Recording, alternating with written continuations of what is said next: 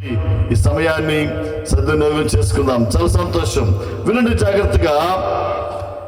క్రైస్తవ విశ్వాస జీవితం మనం చాలా జాగ్రత్తగా వినాలి, చిన్నపిల్లలతో సైతం.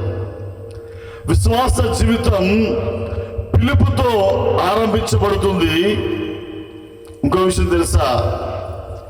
అదే రీతిగా పిలుపుతోనే అంతం కూడా అయిపోతుంది.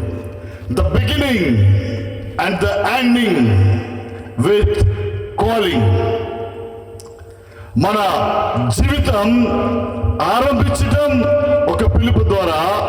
ఎవరు పిలిస్తే మన జీవితం ఆరంభించబడుతుందంటే, ఈ లోకములో పుట్టించినటువంటి దేవాది దేవుడు మనల్ని పిలిస్తే మన రక్షణ కోసం, ఆయన్ని విశ్వసించడం కోసం నీవు నేను కూడా ఆయన పిలుపుని అందుకునే రక్షణ పొందాం. దేవునికి స్తోత్రం కలుగును గాక.